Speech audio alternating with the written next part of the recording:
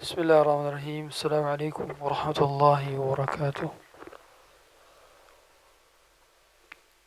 إن الحمد لله نحمده ونستعينه ونستغفره ونعوذ بالله من شرور أنفسنا ومن سيئات أعمالنا. من يهده الله فلا مضل له ومن يضلله فلا هادي له. أشهد أن لا إله إلا الله وحده لا شريك له وأشهد أن محمدا عبده ورسوله وصفيه من خلقه وخليله. أدى الأمانة وبلغ الرسالة ونصح للأمة وكشف الله به الغمة وجاهد في الله حق جهاده حتى أتاه اليقين وتركنا على محجة بيضاء ليلها كنهارها لا يزيغ عنها إلا هالك. اللهم فصل وسلم وزد وبارك وأنعم وكرم ومجد على عبدك ورسولك محمد صلى الله عليه وعلى آله وصحبه وسلم.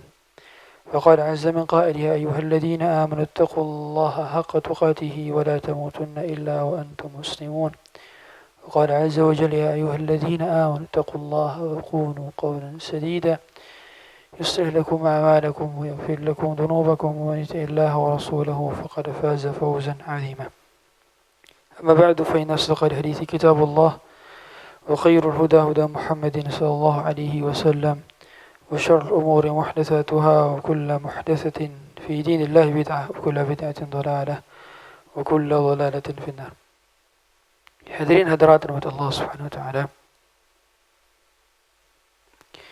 Saat hidup sedang lelah, begitu judul kajian yang diminta oleh panitia.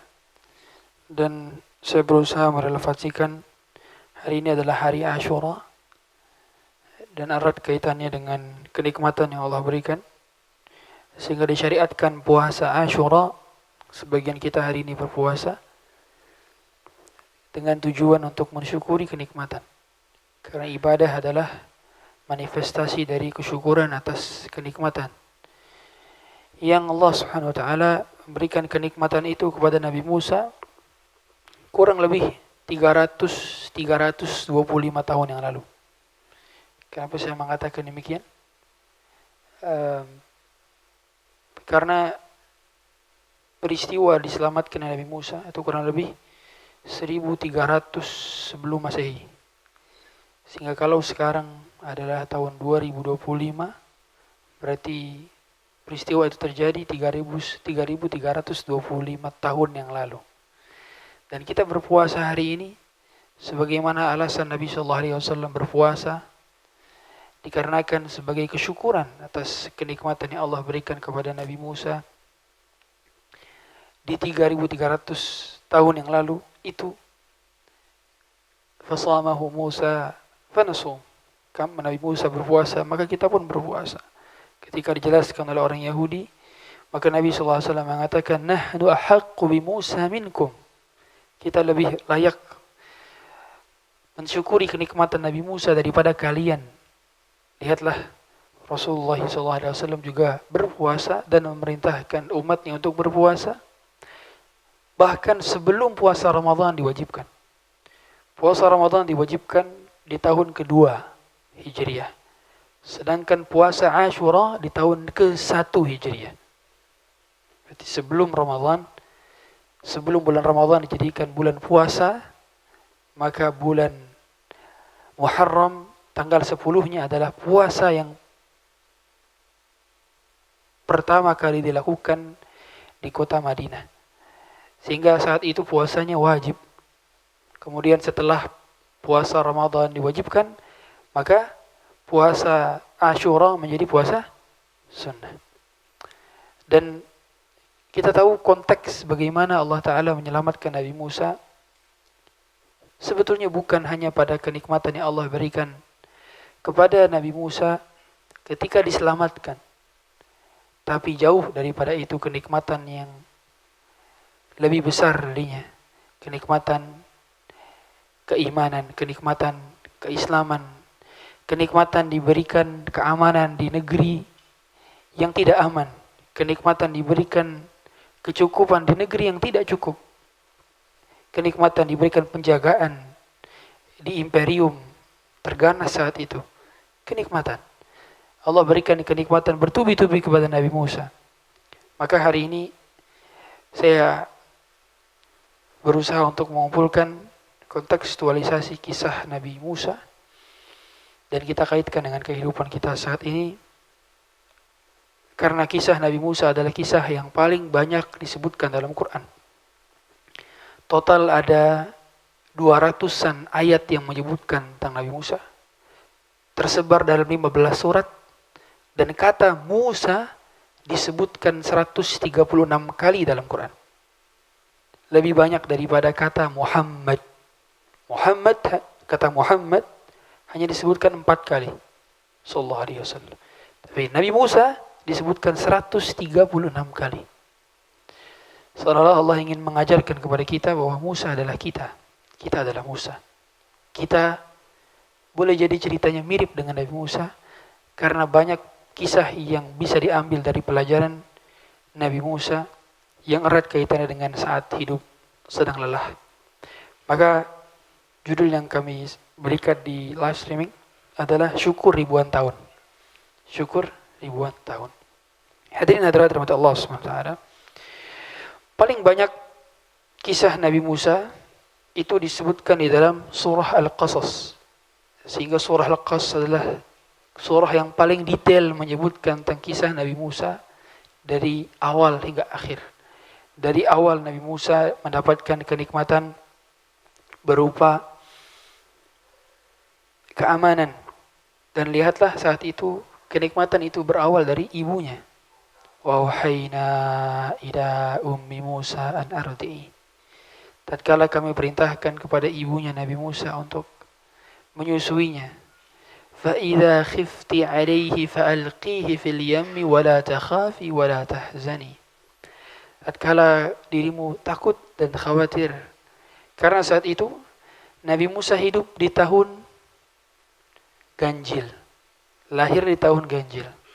Sedangkan yang dibunuh oleh Fir'aun adalah anak bayi laki-laki yang lahir di tahun ganjil. Adapun tahun genap tidak dibunuh.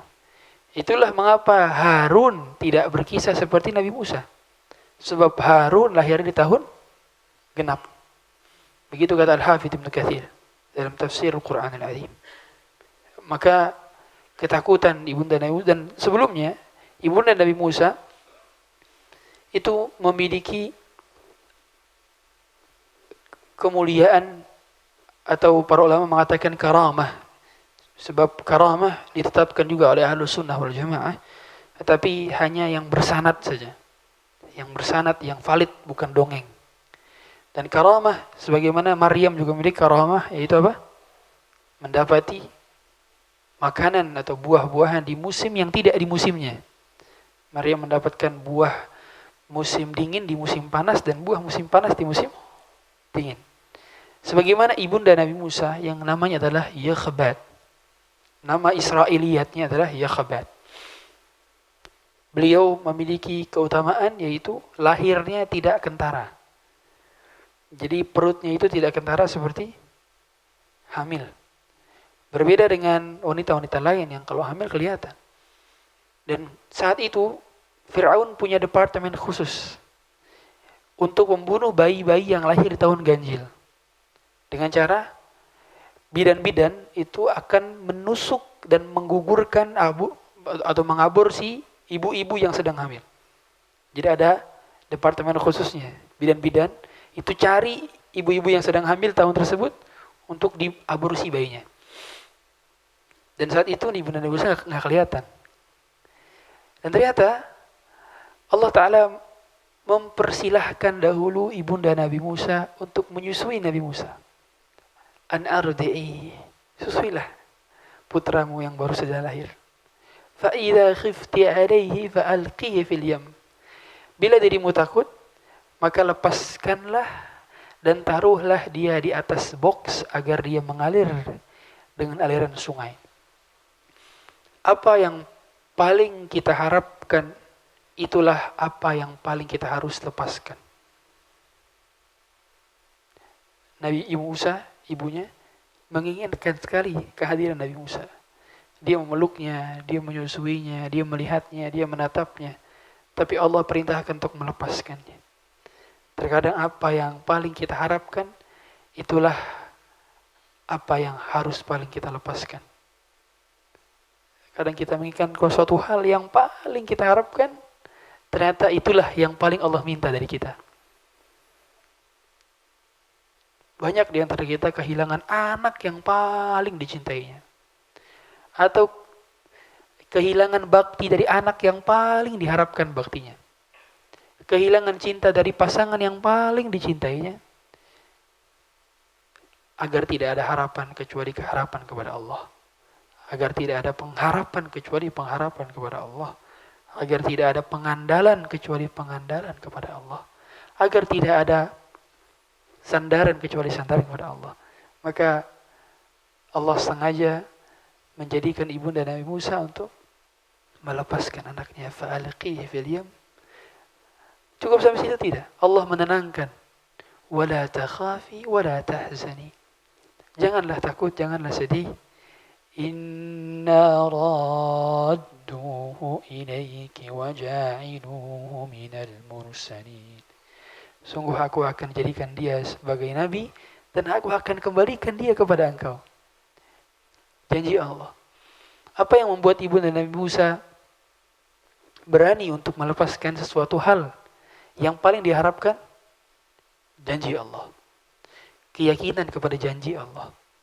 Keyakinan kepada firman Allah. Keyakinan kepada keputusan Allah. Allah telah menjanjikan, inna radduhu. Aku akan kembalikan dia. Wa ja'iluhu minal mursalin. Dan aku akan jadikan dia sebagai seorang nabi. فَالْتَقَطَهُ آلُ فِرْعَوْنَ لِيَكُونَ لَهُمْ عَدُوًّا وَحَزَنًا. Maka ditemukanlah oleh keluarga Fir'aun agar menjadi musuh bagi Fir'aun dan kesedihan baginya. Maka kisah Nabi Musa sungguh betul-betul berawal dari ibu. Nabi Musa bisa bertahan karena kisah ibu yang berada di belakangnya. Bukan hanya ibu kandungnya, tapi juga ibu tirinya. Atau ibu angkatnya, yaitu istrinya Fir'aun. Dua ibu ini yang menjadikan Nabi Musa bisa menjadi sosok yang tangguh. Bisa menjadi sosok yang memiliki kecerdasan. Ibu. Seandainya saat itu ibu dan Nabi Musa sibuk tiktokan, mungkin tidak akan lahir Nabi Musa.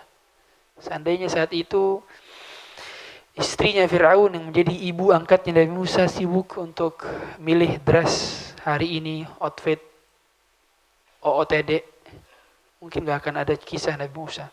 Tapi saat itu ibunda Nabi Musa yang bisa menjadikan Nabi Musa bertahan. Inna fir'auna wa hamana wa junudahuma. Sungguhnya Fir'aun, Haman dan tentara keduanya kanu khatin. Mereka berdua adalah para pendosa. Allah menjelaskan kemudian di ayat di surah Al-Qasas. Wa qalat imra'atu fir'auna qurratu 'ainin li wa lak. Ini anak ini akan menjadi penyejuk bagi mata kita. Bagi mataku dan matamu. Perkataannya adalah menggunakan kata qurratu 'ain. Penyejuk bagi mata. Kenapa tidak penyejuk bagi hati? Kenapa mata yang dipilih? Kenapa? Para ulama mengatakan bahwa puncak kebahagiaan seseorang terlihat dari berbinarnya bola mata. Puncak kebahagiaan seorang itu dapat terlihat dari berbinarnya mata. Orang kalau lagi bahagia, tubuh bisa berdusta, tapi mata tidak bisa berdusta. Itulah mengapa kata yang dipilih adalah qurratu 'ain. Sama dengan doa ibadur rahman. Walladzina yaquluna rabbana hab lana min azwajina wa dhurriyyatina qurrata a'yun. Sama. Qurratu 'ainin li wa lak. Penyejuk bagi mata. Sebab anak ini mendatangkan kebahagiaan. La taqtuluhu asa an yanfa'ana. Jangan bunuh dia. Boleh jadi dia bermanfaat bagi kita. Au nattakhidahu walada. Atau kita anggap aja dia sebagai anak kita. Wa hum la yash'urun. Mereka tidak sadar bahwa kelak Nabi Musa akan menjadi sosok yang akan memerangi kerajaan Firaun. Wa asbaha fuadu ummi Musa farigha. Tatkala hati ibunda Nabi Musa kosong. Tidak ada puncak kehilangan yang paling hilang melebihi hilangnya ibu atas anaknya. Tidak ada. Jadi puncak kehilangan paling hilang adalah puncak ibu atas anaknya. Jangan tanya kesedihan, bagaimana sedihnya seorang ibu yang kehilangan anaknya. Jangan pernah tanya. Sebab sedihnya sulit dideskripsikan dengan kata-kata. Lihatlah tatkala ada seorang wanita yang kehilangan anak di kota Madinah. Bukan hanya beberapa menit, tapi hari dan pekan, bulan dan tahun dia merasakan kehilangan anak. Dan Nabi SAW melihat orang ini, kemudian dia menemukan anaknya. Setelah lamanya mencari, dia berlari menuju anak ini. Dia memeluk anak ini. Kemudian dia susui dan dia sayangi. Dan ternyata Nabi mengatakan, Allahu arhamu bi'ibadihi min hadhihi biwaladihi. Allah lebih sayang kepada ibu anak ini kepada anak ini dibandingkan Allah lebih sayang kepada kita dibandingkan ibu ini kepada anak ini. Bayangkan, kasih sayang Allah hampir disamakan dengan kasih sayang ibu kepada anak. Hampir. Tapi tidak, Allah lebih tinggi kasih sayangnya kepada. Tapi lihatlah bagaimana Nabi mengkomparasikan dua hal yang berbeda, tapi dikomparasikan hingga seolah-olah sama. Dan kasih sayang yang paling mirip, meskipun tidak sama, tidak akan pernah mirip, adalah kasih sayang ibu kepada anaknya. Ternyata kasih sayang Allah jauh melebihi kasih sayang ibu kepada anaknya. Tapi diksi yang dipilih oleh Nabi adalah kasih sayang ibu kepada anaknya.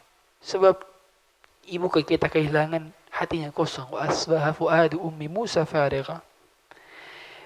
In kadat latubdihi bihi laula arrabatna ala qalbiha litakuna minal mu'minin. Hampir saja ia menyatakan rahasia tentang Nabi Musa. Seandainya tidak kami teguhkan hatinya, maka dia supaya dia menjadi orang yang percaya dengan janji-janji Allah. Maka ibunda Nabi Musa menyuruh saudari Nabi Musa, sehingga Nabi Musa punya saudari. Dia punya saudara, punya juga saudari. Saudaranya Harun. Dia juga punya saudari yang lebih tua daripada Nabi Musa. Wa qalat li ukhtihi qussi. Ibunya berkata kepada saudarinya, ikuti anak ini, ikuti adik kamu nih. Jadi adiknya ini yang ikutin. Fabasarat bihi an junubin wa hum la yashurun. Maka diikuti sampai pergerakan dan ternyata sampailah di istana Firaun. Begitu sampai di istana Firaun, wa harramna 'alaihi al-maradi', dan diharamkan semua persusuan sehingga Nabi Musa tidak mau menyusui kepada semua wanita yang ditawarkan kepada Nabi Musa. Jadi tidak bisa ibu susuan manapun yang di-hire oleh kerajaan, oleh istana, tidak ada yang bisa menyusui Nabi Musa. Faqalat hal adullukum ala ahli baiti yakfununah. Maukah aku tunjukkan kalian kepada keluarganya yang bisa menjaga anak ini? Siapa yang berkata? Saudari Nabi Musa. Dia berkata kepada orang-orang yang menemukan Nabi Musa, saya tahu siapa yang bisa nyusuin orang ini. Karena semua orang telah disayembara. Semua ibu yang bisa menyusui disayembara. Siapa yang bisa nyusuin? Musa. Dan ternyata saudarinya Nabi Musa bisa menunjukkan bahwa ibunya sendirilah yang bisa menyusui. Lihat, faradadnahu ila ummihi kay taqarra 'ainuha wa la tahzan. Kami kembalikan lagi Nabi Musa ke pangkuan ibunya. Masih ingat tadi janji? Yang Allah berikan, inna radduhu ilaik. Sekarang Allah kembalikan, faradadnahu ila ummika kay taqarra ainuha wa la tahzan. Aku kembalikan kembali. Dikembalikan kembali ke pangkuannya. Dikembalikan lagi ke susuannya. Dikembalikan lagi ke tatapannya. Nabi Musa disusui di istana. Ibunya digaji untuk menyusui anaknya sendiri. Janji Allah selalu lebih indah dari yang pernah kita sangkakan. وَلِتَعْلَمَ أَنَّ وَعْدَ اللَّهِ حَقٌّ. Agar manusia mengetahui bahwa janji Allah itu pasti dan benar. Sedangkan Allah mengatakan apa? وَلَكِنَّ أَكْثَرَهُمْ لَا يَعْلَمُونَ. Tapi kebanyakan di antara kita tidak percaya janji Allah. Tidak percaya akan janji Allah bahwa siapa yang meninggalkan suatu yang haram, Allah akan gantikan dengan hal yang lebih baik. Siapa yang meninggalkan pekerjaan haramnya, siapa yang meninggalkan circle haramnya, circle yang mengajak kepada kemaksiatannya, Allah akan gantikan dengan circle yang lebih baik. Siapa yang meninggalkan pekerjaan ribawinya, Allah akan gantikan dengan pekerjaan lebih baik. Tapi tidak banyak manusia yang percaya. Manusia masih banyak yang percaya dengan analisanya, data dan faktanya. Mereka percaya dengan pengalamannya, tapi lupa dengan janji Allah. Anna wa'dallahi haq. Janji Allah sungguh pasti benar. Lihatlah kemudian tatkala Nabi Musa diceritakan oleh Allah Ta'ala ketika dia sudah tumbuh besar. وَلَمَّا بَلَغَ أَشُدَّهُ وَاسْتَوَى آتَيْنَاهُ حُكْمًا وَعِلْمًا. Ketika Nabi Musa sudah cukup usianya dan Allah berikan kemampuan, kejeniusan untuk bisa berpikir. Memang kecerdasan setiap Nabi dan Rasul itu di atas rata-rata. Di atas bare minimum. Di atas average. Above average. Selalu di atas rata-rata. Dan saat itu Nabi Musa di usia remajanya. وَدَخَلَ الْمَدِينَةَ عَلَى حِينِ غَفْلَةٍ مِّنْ أَهْلِهَا. Ketika Nabi Musa masuk satu perkampungan, satu kota, dan ternyata pada saat itu Nabi Musa melihat فَوَجَدَ فِيهَا رَجُلَيْنِ يَقْتَتِلَانِ. Ada dua orang yang sedang berkelahi. هَذَا مِنْ شِيعَتِهِ وَهَذَا مِنْ عَدُوِّهِ. Yang satu berasal dari golongan yaitu Bani Israel. Kelihatan dari apanya? Dari mana? Dari warna kulitnya, betul. Jadi Bani Israel itu berkulit putih. Sedangkan suku daripada Kipti itu berkulit hitam atau kecoklatan. Makanya Fir'aun itu berkulit kecoklatan atau hitam. Berarti para ulama mengatakan suku Kipti itu bagian daripada ras Negroid. Sedangkan Nabi Musa Bani Israel itu berasal dari suku yang berkulit putih. Makanya lahirlah salah satu manusia tertampan dari Bani Israel siapa? Yusuf. Tampan sekali. Karena berkulit putih. Berkulit putih. Dan dilihat dari situ bagaimana Nabi Musa melihat rasnya sendiri lagi berantem sama orang yang sedang dirinya berada di kerajaannya, yaitu suku Kipti. فَاسْتَغَاثَهُ الَّذِي مِنْ شِيعَتِهِ عَلَى الَّذِي مِنْ عَدُوِّهِ. Maka Nabi Musa pun menolong yang menjadi rasnya, menolong yang sama rasnya dengan dia. فَوَكَزَهُ مُوسَى فَقَضَى عَلَيْهِ. Nabi Musa doing his uppercut. Nabi Musa tinju. Dan ternyata meninggal. فَقَضَى عَلَيْهِ. Orang yang ditinju itu meninggal. Maka Nabi Musa mengatakan, قَالَ هَذَا مِنْ عَمَلِ الشَّيْطَانِ. Ini adalah amal syaitan. Innahu aduwwun mudillun mubin. Sungguhnya ini adalah perbuatan musuh Allah dan perbuatan yang menyesatkan. Nabi Musa kembali langsung. Tandanya orang besar bukan orang yang tidak pernah salah. Orang besar adalah yang tahu jalan pulang. Orang besar adalah orang yang tahu tempat kembali. Nabi Musa begitu melakukan kesalahan, langsung segera bertaubat. Maka Nabi Musa pun bertobat kepada Allah dengan mengatakan, doanya diungkapkan dalam Quran. Qala rabbi inni zalamtu nafsi faghfir li faghfara lah. Ya Allah, aku menzalimi diriku sendiri. Maka Allah langsung mengampuninya. Innahu huwal ghafurur rahim. Sungguh Allah Maha Pengampun lagi Maha Penyayang. Kemudian kita lanjutkan di ayat ke-17-nya. Surah Al-Qasas. فأصبح في المدينة خائفا يترقب. Ketika di Madinah atau di kota itu Nabi Musa merasa takut karena takut ditangkap.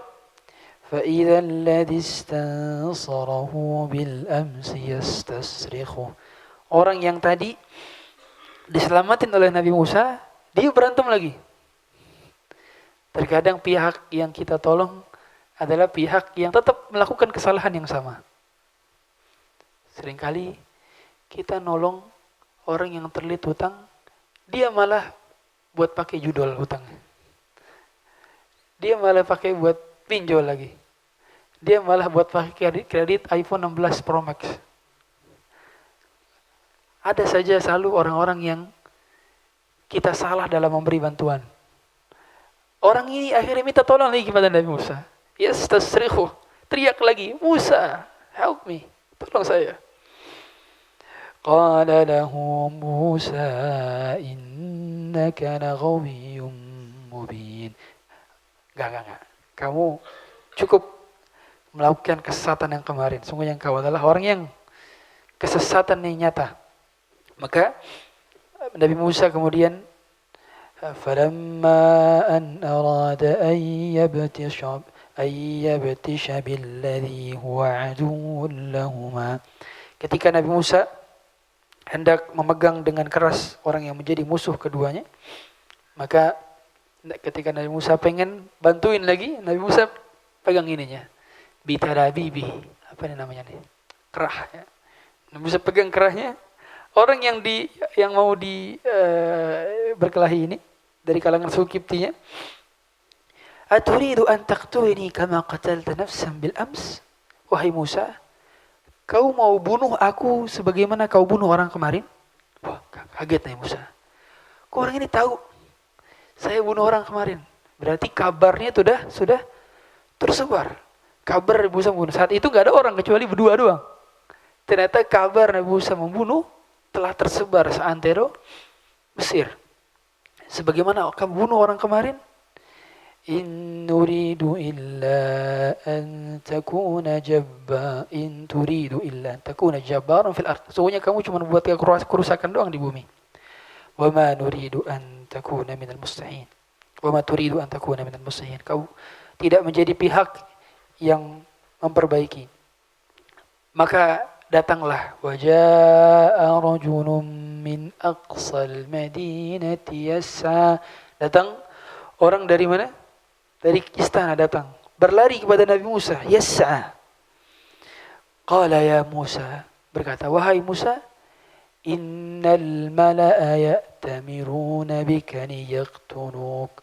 Sungguhnya para pembesar, orang-orang yang besar di kerajaan sedang mencari engkau. Liyaqtuluk, untuk membunuh engkau. Fakhruj inni laka minan nasihin. Maka keluarlah, kaburlah, karena aku adalah pihak yang menasihatimu. Apa hikmahnya? Kata para ulama, di setiap tempat keburukan selalu ada orang baik yang meminimalisir keburukan. Jadi orang ini suku Kipti. Dia kerja di istana sebagai pelayan juga, tapi dia sudah masuk Islam. Maka dia melaporkan kepada Nabi Musa tentang berita A1-nya di istana agar Nabi Musa lari. Selalu ada orang baik dari sistem yang buruk. Contohnya ini. Dan sejarah berulang. At-tarikh yu'idu nafsah. The history repeat itself. Selalu cerita itu berulang. Dan ternyata orang ini bertahan di sana untuk meminimalisir keburukan yang terjadi di tirani yang bengis, yaitu di istana Firaun. Dan Nabi Musa pun keluar. فَخَرَجَ مِنْهَا خَائِفًا يَتَرَقَّبُ. Ketika itu Nabi Musa kemudian keluar dalam keadaan takut. قَالَ رَبِّ نَجِّنِي مِنَ الْقَوْمِ الظَّالِمِينَ. Maka Nabi Musa kemudian berdoa, ya Allah, selamatkanlah aku dari orang-orang yang zalim. وَلَمَّا تَوَجَّهَ تِلْقَاءَ مَدْيَنَ قَالَ عَسَى رَبِّي. Ketika Nabi Musa sampai ke negeri Madian, maka Nabi Musa berdoa lagi ketika masuk ke negeri Madian. Madian itu adalah utaranya Arab Saudi. Jadi kalau Syam itu di atas, Arab Saudi di bawah, Yaman di bawahnya Arab Saudi. Nah, berarti arahnya ke sini nih. Jadi belum sampai kota Mekah. Jadi sempat Nabi Musa itu di Jazirah Arab Saudi. Di Arab Saudi, di utaranya. Dan ketemu di sana dengan Syuaib, yang para ulama khilaf, apakah Syuaib yang dikisah Nabi Musa adalah Nabi Syuaib atau bukan? Tapi yang jelas ketemu dengan sosok guru yang akan membimbingnya. Asa Rabbi ayyahdiyani sawa'as sabil. Mudah-mudahan Tuhanku memimpinku ke jalan yang benar. Maka ketika datang ke sebuah negeri di Madian, walamma warada ma'a Madyana wajada 'alaihi ummatan minan nasi yasqun. Ketika sampai di Madian, Nabi Musa melihat ada segerombolan orang yang sedang mau ngambil air untuk minum air dan memberikan air itu ke gembala-gembala mereka, ke kambing-kambing mereka, ke unta-unta mereka, ke sapi-sapi mereka. Maka Nabi Musa pun melihat, wa wajada min dunihim imra'ataini tadudan. Nabi Musa melihat di sisi sebelah kiri dan kanannya atau di sebelah pinggirnya ada dua wanita yang berdiri nunggu antrian itu direbut oleh orang-orang yang pada berebutan mengambil air. Apa yang datang oleh Nabi Musa? Nabi Musa kemudian mendekat kepada dua wanita ini. Qala ma khatbukuma. What's going on? Apa yang terjadi? Apa yang bisa saya bantu? Gitu kira-kira. Qalata la nasqi. Kami enggak bisa ngambil air di sana. Hatta yusdirar ri'a. Sebelum penggembala ini memulangkan ternak-ternak, sebelum orang-orang ini pergi, kita nggak akan bisa ambil air. Wa abuna syaikhun kabir. Sedangkan ayah kami adalah seorang yang sudah tua renta. Lihat bagaimana Nabi Musa memiliki kejadian yang sama. Itu apa? Sense of justice. Keinginan untuk memperbaiki keadaan. Ingat kemarin baru saja tadi kita sampaikan, tatkala Nabi Musa nolong orang yang dizalimi, ingat? Sekarang Nabi Musa nolong orang lagi yang dizalimi. Nabi Musa punya sense of justice. Keinginan untuk memperbaiki ketidakadilan yang terjadi di sekitarnya. Sekitarnya dulu, enggak perlu jauh-jauh pemerintah. Kita kenapa begini-begini? Kita dulu. Sudah kita ngajak orang yang enggak sholat untuk masjid? Sudahkah kita ngajak keluarga kita yang belum hijaban, kita suruh ajak hijab? Sudahkah kita menyuruh keluarga kita untuk ikut kajian bersama? Sense of justice yang dimiliki Nabi Musa. Selalu ingin menolong orang yang terzalimi, selalu ingin menolong dan mengajak orang untuk berbuat kebaikan. Lihat, nolong. Datang ke sana untuk menolong lagi. Fasaqalahuma thumma tawalla ila dhil. Kemudian Nabi Musa memberi minum ternak itu dan menolongnya. Faqala rabbi inni lima anzalta ilayya min khairin faqir. Nabi Musa kemudian bersandar di bawah pohon dan mengatakan apa? Rabbi inni lima anzalta ilayya min khairin faqir. Ya Allah, aku sungguh fakir terhadap semua kenikmatan yang kau berikan. Para ulama mengatakan, Nabi Musa ini lapar. Sedang lapar. Tapi Nabi Musa malu untuk mengungkapkan kata lapar. Sehingga Nabi Musa pilih kata diksi yang lain, yaitu aku fakir sekali dengan segala rahmat-Mu ya Allah. Maka lihatlah, atas doanya Nabi Musa dibayar kontan, cash. Faja'at ihdahuma tamshi 'ala istihya. Datang satu di antara dua wanita tadi. Allah gambarkan keadaannya.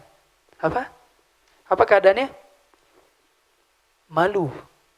Datang salah satu dari dua wanita tadi dalam keadaan malu. Kenapa Allah gambarkan keadaan yang malu? Kenapa? Karena Allah ingin menunjukkan sifat wanita baik itu adalah pemalu. Pemalu adalah sifat fitrah baiknya wanita. Sehingga wanita bila sudah tidak punya rasa malu lagi, hilang dan rusak fitrahnya. Tidak malu lagi menjoget-joget TikTok, tidak malu lagi lenggak-lenggok di video di reelsnya, tidak malu lagi membuka auratnya, rusak fitrahnya. Dan kerusakan wanita adalah kerusakan umat. Kerusakan umat. Maka lihat, inilah wanita yang kelak akan jadi siapanya? Istrinya Nabi Musa. Bahwa pilar peradaban, pilar pembaharu peradaban dimulai dari wanita yang mendampingi laki-laki dan wanita memiliki sifat malu. Sehingga para ibu-ibu, bila Anda tidak memiliki sifat malu untuk membuka aurat, sifat malu untuk tidak menampakkan diri di sosial media, Anda telah kehilangan fitrah dan kerusakan fitrah Anda. Maka Allah abadikan al-istihya. Qalat inna abi yad'uka liyajziyaka ajra ma saqaita lana. Maka berkatalah salah satu dari dua wanita ini, sesungguhnya ayah kami mengundangmu atas balasan yang ingin kami balas kepadamu. Karena kamu telah memberikan minum kepada kami dan ternak-ternak kami.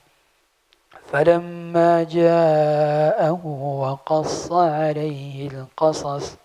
Ketika Nabi Musa datang, kemudian Nabi Musa akhirnya cerita tentang semua peristiwa yang dialaminya. Dulu dia berada di istana, dia kemudian menceritakan bagaimana keadaan istananya yang penuh dengan kesyirikan. Akhirnya dia kemudian menolong orang dan akhirnya dia lari menuju negeri antah berantah yang tidak dia kenal sebelumnya. Menceritakan, qala la takhaf. Nabi Musa ditenangkan oleh gurunya. Janganlah takut. Najawta minal qaumil zalimin. Kau selamat dari orang-orang zalim. Qalat ihdahuma ya abati istajir. Wahai ayahanda, berkata salah satu dari keduanya, pekerjakanlah dia. Inna khaira man istajartal qawiyul amin. Sungguh orang yang layak untuk dipekerjakan adalah yang kuat, punya kompetensi, dan jujur, amanah. Lihatlah, Nabi Musa kemudian dikatakan lagi oleh salah satu, bahkan oleh ayahnya, oleh dua perempuan ini. Qala inni uridu an unkihaka ihda banatay hataini ala an ta'jurani thamaniya hijaj. Nabi Musa dipekerjakan selama akhirnya 8 tahun atas mahar menikah dengan salah satu dari putri Madian ini. Fa in atmamta 'ashra fa min 'indik. Tapi kalau 10 tahun maka itu kebaikanmu. Jadi maharnya 8 tahun. Tapi Nabi Musa memilih 10 tahun sebagai bentuk maharnya pengen lebih. Jadi kalau bagi laki-laki ya, kalau misalkan kita ditawarin kita nanya maharnya mau berapa misalkan. Oh, maharnya mau 5 gram emas saja. Di antara izzahnya laki-laki adalah giving more. Melebihkan. Bukan, ya udah 5 gram aja deh. Enggak. Nabi Musa tadi kan, maharnya berapa tahun? 8 tahun. Tapi dia mau memberikan mahar lebih. Mahar lebihnya bekerja 10 tahun. Bukan 8 tahun. Dan dari sini dipahami bahwa bekerja atau jasa servis itu adalah bagian daripada nilai mahar. Bisa bernilai mahar. Bisa bernilai mahar. Maka Nabi Musa bekerja. Lihat, doanya tadi apa? Rabbi inni lima anzalta ilayya min khairin faqir. Ya Allah, aku sangat fakir dari kenikmatan Engkau. Nabi Musa lapar. Tapi Nabi Musa tidak hanya mendapatkan makanan. Nabi Musa dapat makanan dulu. Oh, jangan istri. Makanan dulu kan diajak makan. Kemudian dapat apa? Dapat pekerjaan. Setelah dapat pekerjaan, dapat istri. Bayangkan antum lagi berdoa. Antum lagi lapar, misalkan antum lagi di kota Bandung, lagi lapar. Kemudian tiba-tiba antum doa, ya Allah, saya sangat fakir terhadap kenikmatan Engkau. Ternyata datang seblak plus teteh-teteh yang jualan seblak. Gimana? Terus dapat persentase saham dari perusahaan seblaknya. Kira-kira gitulah. Nabi Musa demikian. Dapat 3 sekaligus, padahal mintanya cuma 1. Permintaannya nggak banyak. Begitu ciri khas doa Nabi itu, permintaan dunianya tidak banyak. Bahkan sangat sedikit. Bahkan ada seorang syekh yang pernah neliti, tidak ada permintaan Nabi dan Rasul permintaan tentang dunia itu hampir tidak ada. Mereka rata-rata minta tentang akhirat. Nggak ada, ya Allah, tambahkanlah harta saya jadi kaya. Nggak ada. Mereka rata-rata minta permintaan akhirat. Karena begitu hinanya dunia. Sehingga tidak layak diminta. Meskipun berhukum boleh-boleh saja kita minta dunia. Apalagi untuk ibadah. Tapi lihatlah bagaimana para Nabi dan Rasul mereka memohon kepada Allah tentang perkara-perkara akhirat. Maka kemudian tatkala Nabi Musa, kita kembali kepada surah Thaha. Ini kisah Nabi Musa ketika berjumpa dengan Allah Ta'ala. Kalau ini adalah kisah di mana Nabi Musa berawal sampai dia berkeluarga, maka surah Thaha adalah kisah Nabi Musa berjumpa dengan Allah Ta'ala. Ketika itu Nabi Musa sudah berkeluarga.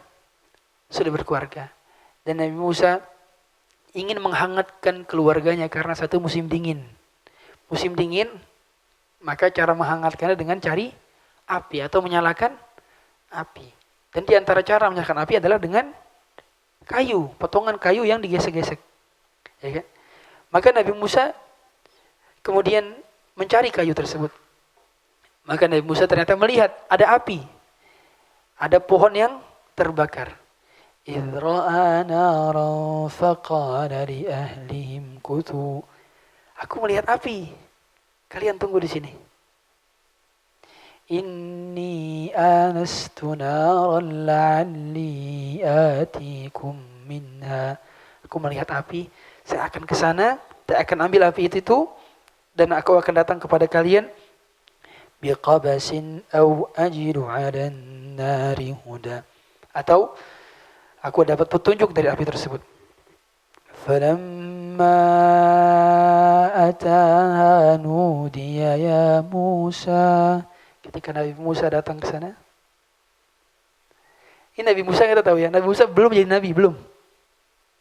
Dari sampai kisah ini nih, Nabi Musa belum jadi nabi, belum. Sampai dia berkeluarga, sampai dia di Madian, belum berkeluarga, belum tahu apa itu wahyu, belum tahu apa itu, belum kenal, bahkan Allah belum kenal. Belum tahu apa itu syirik, apa itu tauhid, belum. Begitu Nabi Musa berada di Bukit Tursina, Bukit Sinai, maka Nabi Musa kemudian dipanggil oleh Allah Ta'ala, ya Musa, wahai Musa, dipanggil. Kemudian Allah mengatakan, Inni ana rabbuka fakhla'na alaika innaka bil wadil muqaddasi tuwa. Allah mengenalkan dirinya. Allah mengatakan apa? Inni ana rabbuk. Wahai Musa, aku adalah Tuhanmu. Fakhla'na alaik. Lepaskanlah sendalmu. Mengertikah kita apa alasan mengapa Allah perintahkan fakhla'na alaik? Lepaskan sandalmu, lepaskan sepatumu. Para ulama mengatakan, ketika kita sudah bersimpu di hadapan Allah, tidak ada yang layak kita besarkan. Tidak ada yang layak kita kenakan ketika kita sudah berhadapan dengan Allah. Itulah mengapa Allah jadikan setiap orang yang berada di tanggal 9 Dzulhijjah ketika berada di Arafah, mereka menggunakan pakaian sederhana, mereka tidak menggunakan parfum, mereka mencopot pakaian kemewahan mereka. Berbeda dengan sholat. Kalau sholat kita diperintahkan untuk berhias. Khudhu zinatakum 'inda kulli masjidin. Kita diperintahkan untuk berhias. Makanya kalau sholat itu ada konteks, ada spirit berhias. Antum punya jam Rolex, pada saat sholat dipakai jam Rolexnya. Itu para ulama mengatakan demikian. Tapi saat haji, copot. Bukan karena tidak boleh pakai jam. Karena jam bukan pakaian. Tapi konteksnya adalah melepaskan perhiasan. Karena kita saja nantinya akan berdebu dan kusut masai. Dan Nabi Musa diperintahkan untuk melepaskan. Lepaskan jabatanmu, kebanggaan dirimu di hadapan Allah Ta'ala ketika kau berjumpa dengannya. Innaka bil wadil muqaddas tuwa. Sungguhnya kau sedang berada di lembah yang suci. Maka kemudian Allah Ta'ala memperkenalkan kepada Nabi Musa, wa ana akhtartuka fastami' lima yuha. Dan aku memilihmu, maka dengarlah apa wahyu yang kami berikan kepadamu. Lihatlah bagaimana Allah Ta'ala menjelaskan kepada Nabi Musa, kenapa Allah memilih Nabi Musa. Mengapa Allah memilih Nabi Musa. Dan perkataan yang Allah dengarkan kepada Nabi Musa, innani anallah. Aku adalah Allah. Perkataan yang didengar Nabi Musa pertama kali adalah innani anallah, Allah. Kata itu sudah cukup membuat Nabi Musa bisa berdiri di hadapan tirani Firaun. Kata Allah sudah cukup membuat Nabi Musa nanti kemudian bisa berdakwah di hadapan imperium yang tidak pernah kalah secara matematika dan angka, Firaun. Sudah cukup membuat dia bisa berhadapan dengan Haman dan tentaranya. Sudah cukup membuat dia bisa berani untuk berkata dan berhujah, berargumen di hadapan kerajaan yang tidak pernah tertaklukkan. Sampai sang raja mengatakan kepada kaumnya, ana rabbukumul a'la. Aku adalah Tuhan kalian yang tinggi. Kenapa? Karena dia tidak pernah kalah. Tapi Nabi Musa mendapatkan perkenalan dari Allah, innani anallah. La ilaha illa ana fa'budni. Tidak ada Tuhan yang layak disembah kecuali aku. Maka beribadah kepada aku. Wa aqimus salata li dzikri. Dan salatlah untuk mengingatku. Sehingga perlu mengatakan bahwa Nabi Musa juga salat. Karena salat adalah syariatnya para nabi dan rasul. Tetapi tata cara mereka dalam salat berbeda. Tidak diketahui bagaimana tata cara setiap nabi kecuali yang kita ketahui dari Rasulullah SAW. Kemudian Nabi Musa dikenalkan tentang hari kiamat. Inna as-sa'ata atiyatun akadu ukhfiha litujza kullu nafsin bima tas'a. Sungguhnya hari kiamat itu akan datang dan aku merahasiakan waktunya. Maka lakukanlah tiap diri itu apa yang dia usahakan. Kenapa tiba-tiba Allah bicara tentang hari kiamat? Para ulama menjelaskan bahwa hari kiamat sangat erat kaitannya dengan tanda-tanda kenabian terakhir, yaitu siapa? Rasulullah sallallahu alaihi wasallam. Kemudian Allah Ta'ala mengatakan, fala yasuddannaka anha man la yu'minu biha wattaba'a hawahu fatarda. Jangan sekali-kali kamu dipalingkan darinya oleh orang-orang yang tidak beriman dan oleh orang yang mengikuti hawa nafsunya. Lihatlah kemudian apa yang Allah katakan kepada Nabi Musa. Wa ma tilka biyaminika ya Musa. Wahai Musa, apa yang berada di genggaman tangan kananmu? Allah bertanya tentang apa yang sedang Nabi Musa genggam. Nabi Musa kemudian menjawab, Qala hiya asai. Ini adalah tongkatku. Atawakka'u 'alaiha wa ahushu biha 'ala ghanami. Saya biasa bersandar dengan tongkat ini. Dan saya biasa gembala kambing juga dengan tongkat ini. Waliya fiha ma'aribu ukhra. Dan saya punya banyak kegunaan dari tongkat ini. Lihat. Apa yang ditanya oleh Allah? What's in your hand? Apa yang berada di genggaman kamu? Tapi apa jawaban Nabi Musa? Dia tidak hanya menjawab pertanyaannya, tapi juga menjelaskan deskripsi apa yang dipegangnya. Padahal ditanya gak? Gak ditanya. Apa kegunaan tongkat itu ditanya gak? Gak ditanya. Para ulama mengatakan Nabi Musa ingin berlama-lama berbicara dengan Allah. Maka dia perpanjang diksi dan kosakatanya untuk menjelaskan kegunaan satu tongkatnya saja. Demikianlah kekasih selalu ingin memperlama perbincangan dengan kekasihnya. Kekasih sejati biasanya ingin memperpanjang dan memperlama diksi perkataannya. Jadi bila pasangan kita sedang berbicara kepada kita, menanyakan tentang satu perkara, kita hanya jawab singkat, maka kecintaan kita kepadanya teruji, benarkah jujur atau palsu. Iya. Lagi apa? Makan. Lagi di mana? Kantor. Mau gak kita nanti makan bareng di Poltek? Singkat banget. Kekasih itu mengelaborasikan kosakatanya dengan panjang. Itu kekasih sejati. Apakah Allah tidak tahu kegunaan tongkat itu? Allah tahu. Apakah Allah tidak tahu apa yang Nabi Musa lakukan dengan tongkatnya? Allah tahu. Tapi Allah mulai perbincangan itu sebagai bentuk mempersilahkan kekasihnya untuk berbicara kepadanya. Maka terkadang kita bertanya bukan untuk mencari informasi. Tapi kita bertanya untuk menyenangi yang ditanya. Allah bertanya kepada Nabi Musa, apakah bukan gara-gara pengen tahu tongkatnya Nabi Musa? Sudah tahu belum? Sudah tahu. Tapi Allah bertanya untuk menyenangi hati Nabi Musa. Sama seperti kita bertanya apa kabar ke orang untuk menyenangi hatinya. Padahal kita nggak perlu tahu banget kabarnya, benar ya? Apakah perlu kita tahu kabarnya? Nggak perlu. Tapi terkadang pertanyaan itu membuat hatinya senang.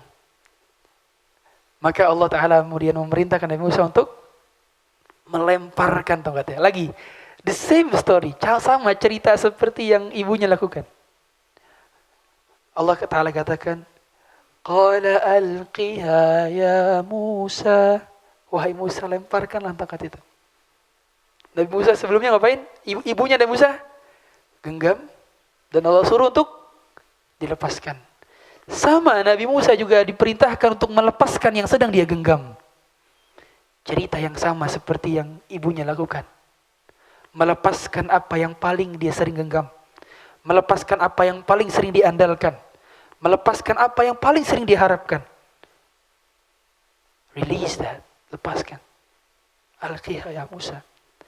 Fa'alqaha fa'idha hiya hayyatun tas'a. Maka ketika dilepaskan, maka berubah menjadi ular.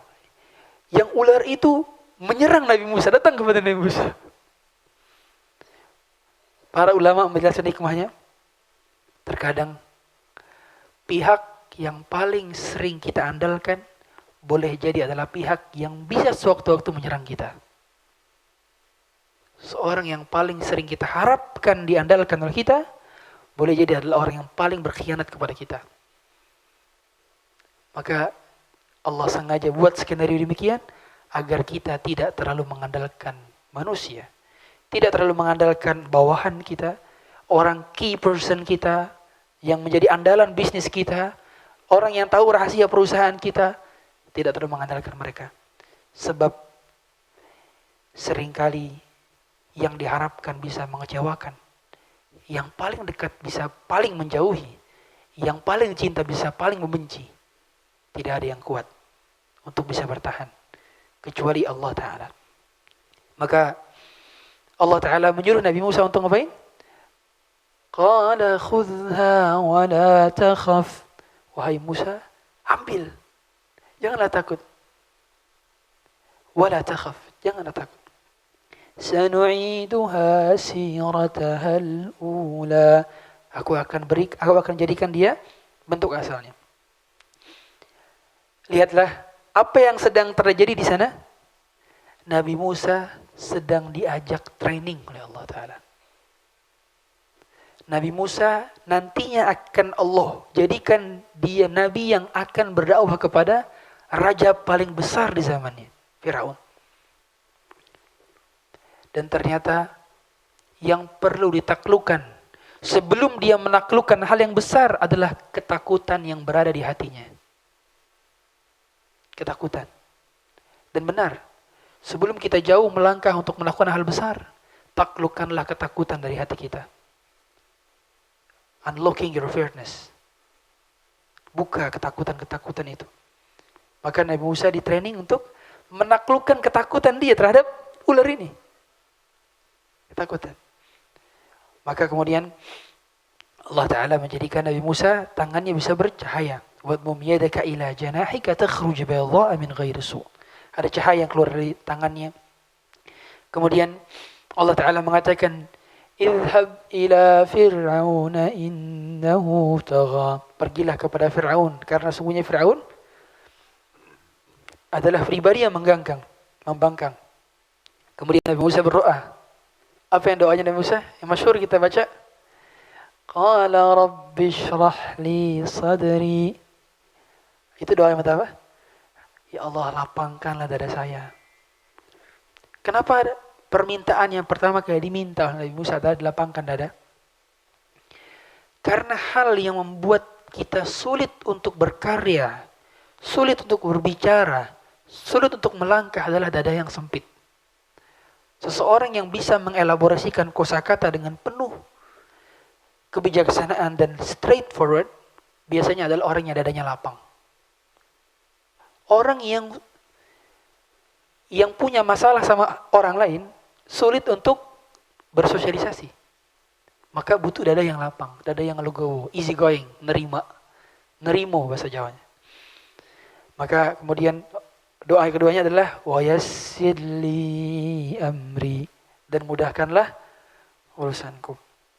Wahlul 'uqdatam min lisani, dan hilangkanlah kekeluhan dalam lisanku. Uqdatam min lisani, uqdah ini kekeluhan, kekakuan dalam lisannya. Yafqahu qawli, agar mereka faham terhadap apa yang aku katakan. Waj'al li waziran min ahli, dan jadikanlah partnerku dalam berdakwah dari keluargaku sendiri. Nabi Musa sebegitu powerfulnya, Nabi Musa itu tingkatan surganya di berapa? Ke-6. Kalau tingkatan langit, pada saat Rasulullah berjumpa dengan Nabi Musa di langit ke-6. Langit ke-7-nya ada Nabi Ibrahim. Langit pertama ada Nabi Adam, langit kedua ada Nabi Isa dan Nabi Yahya. Langit ketiga ada Nabi Yusuf, langit keempat ada Nabi Idris, langit kelima ada Nabi Harun, langit keenam ada Nabi Musa, langit ketujuh ada Nabi Ibrahim. Kemudian di atasnya adalah Arsy, dan Allah bersemayam di atas Arsy-Nya. Jadi bertingkat-tingkat. Tingkatan segitu saja tetap nggak pede dengan dirinya. Dia percaya bahwa dakwah butuh partner. Dakwah butuh saling mengisi kekosongan. Dakwah tidak bisa sendirian. Dakwah butuh berpartner. Dan ternyata Nabi Musa merequest siapa? Saudara kandungnya sendiri. Harun akhi, Harun saudaraku. Ushdud bihi azri. Teguhkanlah dengan dia kekuatanku. Wa asyrikhu fi amri. Tempat saya jadi diskusi. Butuh. Secerdas-cerdasnya seorang dai, dia butuh tempat untuk berdiskusi tentang perkara-perkara ilmiah yang dia tidak pahami. Fatwa-fatwa kontemporer, dia butuh grup sesama karangan dai untuk menyelesaikan permasalahan-permasalahan terbaru yang disampaikan umat kepadanya. Kai nusabbihaka katsira. Tujuan kita berpartner, tujuan kita berdakwah adalah untuk apa? Semakin memperbanyak tasbih kita kepada Allah. Semakin memperbanyak pujian kita kepada Allah. Wa nadhkuraka katsira, agar kita semakin banyak menyebut namanya. Innaka kunta bina basira. Kemudian agar kau mengetahui keadaan kami. Qala qad utita su'laka ya Musa. Maka Allah kemudian ngapain? Allah ijabah. Ini Musa tadi minta permintaan. Kemudian Allah mengatakan, kami ijabah permintaanmu. Oke, kita ijabah permintaanmu. Dan kemudian Allah ngapain? Allah flashback tentang semua kisah kenikmatan yang Allah Ta'ala berikan kepada Nabi Musa. Inilah poinnya di sini. Allah ceritakan kenikmatan. Sampai akhirnya Allah selamatkan Nabi Musa yang menjadikan kita hari ini puasa. Allah katakan, وَلَقَدْ مَنَنَّا عَلَيْكَ مَرَّةً أُخْرَى. Dan sungguh kami telah memberikanmu nikmat pada kali yang lain. Berkali-kali sudah saya berikan nikmat. Masih ingat nih? Allah ingatkan kembali kepada Nabi Musa. Nabi Musa nggak tahu story-nya, ternyata Allah yang buat demikian. Allah Ta'ala mengatakan kepada Nabi Musa, إِذْ أَوْحَيْنَا إِلَىٰ أُمِّكَ مَا يُوحَىٰ. Masih ingat? Aku selamatkan melalui ibumu. Tatkala kami wahyukan kepada ibumu untuk menaruhmu di atas kotak itu. Aniqdhifihi fit tabuti faqdhifihi fil yammi falyulqihi al-yammu bis-sahil. Tatkala kami perintahkan dia untuk taruh di atas box, kemudian air itu mengalir. Ya khudhu aduwwun li wa aduwwun lak. Dan diambil oleh musuhmu dan musuhku. Kemudian Allah katakan, wa alqaitu 'alaika mahabbatan minni. Dan aku taruh rasa cinta orang-orang yang tidak pernah kau kenal sebelumnya. Walitusna 'ala aini, agar kamu juga diasuh dalam pengawasanku. Ini kenikmatan. Satu, kenikmatan ibunya diberi ilham oleh Allah Ta'ala. Yang kedua, kenikmatan Nabi Musa diselamatkan. Seharusnya Nabi Musa meninggal saat itu. Musa meninggal. Gak ada nama Musa. The name of Musa doesn't ever exist. Gak pernah hadir kayak gitu nama Nabi Musa. Kemudian kenikmatan ketiga Allah sebutkan. إِذْ تَمْشِي أُخْتُكَ فَتَقُولُ هَلْ أَدُلُّكُمْ عَلَى مَنْ يَكْفُلُهُ. Kenikmatan berikutnya adalah Nabi Musa diawasi oleh saudarinya yang mengawasi dari kanan kirinya. Melihat Nabi Musa posisinya aman. Sampai menunjukkan Nabi Musa kepada ibunya. فَرَجَعْنَاهُ إِلَىٰ أُمِّكَ كَيْ تَقَرَّ عَيْنُهَا وَلَا تَحْزَنْ. Dan kami kembalikan engkau kepada ibumu setelah kamu tadi dilempar oleh dirinya. وَقَتَلْتَ نَفْسًا. Kenikmatan berikutnya. Kau tadi kemudian membunuh. Ingat, kemarin kau pernah membunuh. وَقَتَلْتَ نَفْسًا فَنَجَّيْنَاكَ مِنَ الْغَمِّ وَفَتَنَّاكَ فُتُونًا. Kemarin kau sempat membunuh orang dan aku selamatkan engkau juga. Bayangkan. Ini kenikmatan yang Allah sebutkan. Kemudian Allah sebutkan lagi. فَلَبِثْتَ السِّنِينَ فِي أَهْلِ مَدْيَنَ ثُمَّ جِئْتَ عَلَى قَدَرِي يَا مُوسَى. Kemudian kau berada di Madian selama 8 sampai 10 tahun. Dan kemudian engkau akhirnya sampai kepadaku. 6 atau 7 kenikmatan yang Allah sebutkan kepada Nabi Musa. Allah kemudian mengatakan, وَاصْطَنَعْتُكَ لِنَفْسِي. Sungguh dari kenikmatan-kenikmatan itu, alur cerita panjangmu, itu tujuannya adalah agar aku memilihmu untuk diriku. وَاصْطَنَعْتُكَ لِنَفْسِي. Aku memilihmu untuk diriku. Sehingga Kalau kita flashback, ini baru kenikmatan Nabi Musa sampai dia diselamatkan oleh Allah dan berada di Madian. Belum sampai kenikmatan Nabi Musa punya mujizat, nantinya tongkat bisa berubah jadi ular. Belum sampai punya mujizat, nantinya Nabi Musa diberikan 9 mujizat. Walaqad ataina 9 ayatin bayyinat. Nabi Musa punya 9 mujizat. Ada hujan, pernah hujan darah, pernah hujan dhafadi itu apa? Katak. Pernah hujan katak, pernah hujan belalang. Pernah terjadi di zaman Nabi Musa. Bahkan pernah dijadikan gunung itu balik. Wa idh nataqnal jabala fawqahum ka'annahu dhullatu wa dhannu waqi'un bihim. Ketika gunung dinaikkan ke atas kepala Bani Israel, diperlihatkan dibelahnya lautan sampai ketika Allah selamatkan Nabi Musa dari kejaran Fir'aun. Maka Nabi Musa pun setelah diselamatkan, apa yang Nabi Musa lakukan? Berpuasa. Musa adalah kita. Kita boleh jadi pernah berada di sungai itu, di mana kita terombang-ambing, tidak tahu jalan arah kemana pulang. Tapi kemudian kita diselamatkan oleh orang yang tidak pernah kita kenal sebelumnya. Madian adalah tempat kita berada. Boleh jadi kita ditemukan oleh guru yang bimbing kita selama bertahun-tahun, bahkan puluhan tahun. Guru yang setia membimbing kita untuk akhirnya membuat kita bisa percaya kepada Allah Ta'ala dalam pertolongan-pertolongannya, dalam setiap kehidupan hidup yang bisa kita lalui. Asia boleh jadi adalah orang-orang terdekat kita yang menolong tanpa pamrih dan menyelamatkan ketika kegundahan itu ada. Harun adalah kawan-kawan kita yang menyupport keadaan-keadaan kita saat kondisi sulit dan menjadi partner diskusi kita. Musa adalah kita. Boleh jadi kisah cerita ini adalah cerita kita. Dan pada dasarnya ketika Allah menceritakan semua kenikmatan yang Allah berikan kepada kita hari ini, dan sepertiga Quran adalah kisah, dan kisah paling banyak adalah kisah Musa, seolah kisah ini adalah kisah yang membicarakan tentang kita. Maka di hari momen di mana kita berpuasa hari ini, kita mengingat kembali 10 Asyura 3.300 tahun yang lalu, ketika Nabi Musa diselamatkan oleh Allah Ta'ala dari Fir'aun dan bala tentaranya. Saat itu Nabi Musa dihadapkan dengan kondisi yang sama oleh Bani Israel.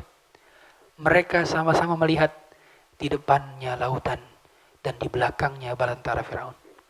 Yang satu galau ketakutan, yang satu tenang. Fir'aun dan bala tentaranya mengejar Nabi Musa dan Bani Israel. Bani Israel ketakutan, galau, sedangkan Nabi Musa tenang. Berkata mereka semua kepada Nabi Musa, tatkala Allah berikan dalam Quran, فَلَمَّا تَرَاءَ الْجَمْعَانِ قَالَ أَصْحَابُ مُوسَى. Ketika mereka sudah berada di ujung tanduk, maka kawan-kawan Nabi Musa dari kalangan Bani Israel yang mengatakan, Inna lamudrakun. Kita sudah kedapatan, gak mungkin lagi. This is finished. Sudah habis. Gak bisa ada peluang lagi untuk bisa hidup. Maka berkata seorang yang yakin, orang yang tenang, orang yang tidak gegabah, dia yakin pertolongan Allah datang. Qala kalla, sungguh sekali-kali tidak. Inna ma'iya rabbi sayahdin. Sungguh Tuhanku ada selalu bersama diriku. Nabi Musa yakin, kekuatan kebersamaan dengan Allah melahirkan ketenangan, melahirkan ketidakgegabahan. Sama seperti yang dihadapi oleh Rasulullah SAW. Tatkala Abu Bakar As-Siddiq ketakutan karena melihat kaki yang berada di pintu daripada goanya. Yang Abu Bakar mengatakan, "Lau nadhara tahta qadamayhi la absarana." Seandainya orang kafir Quraisy yang sedang berada di depan gua Tsaur itu melihat kepada kakinya, mereka pasti melihat kami sedang berada di dalam gua tersebut. Tapi Rasulullah menenangkan. La tahzan. Allah berikan dalam surah Taubah, illa tansuruhu faqad nasarahu Allah idh akhrajahu alladhina kafaru thaniya ithnain idh huma fil ghar idh yaqulu li sahibihi la tahzan inna Allah ma'ana. Janganlah sedih wahai saudaraku, Allah bersama kita. selalu mendatangkan ketenangan. Ketenangan yang sama yang dimiliki oleh Ibrahim tatkala dilemparkan ke dalam kobaran api. Ketenangan tatkala malaikat Jibril menawarkan bantuan kepada Ibrahim. Maka Ibrahim menjawab, amma minka fala, amma ilallahi fana'am. Adapun dari kamu, saya tidak mau butuh bantuan kamu. Adapun dari Allah, maka saya butuh bantuannya. Keyakinan yang sama dan ketenangan yang sama dimiliki oleh Yunus tatkala berada di dalam ikan paus di kedalaman lautan kegelapan malam.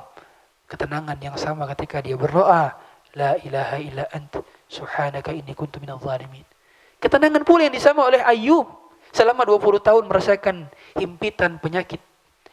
Dia merasakan itu dan dia hanya mengatakan, inni massaniyad-durru anta arhamur rahimin. Setiap di antara kita yang dibersamai dan membersamai Allah selalu diliputi rasa tenang dalam menghadapi himpitan dan cobaan hidup. Saat hidup sedang lelah, percayalah bahwa memang hidup di sana selalu lelah. Bukankah Allah Ta'ala mengatakan, ya ayyuhal insan, innaka kadihun ila rabbika kadhan famulaqih. Sungguh kalian sedang berada dalam kelelahan, berpindah dari satu kelelahan ke kelelahan lainnya. Maka siapa yang percaya bahwa Allah sedang membersamainya, dia tidak akan pernah lelah.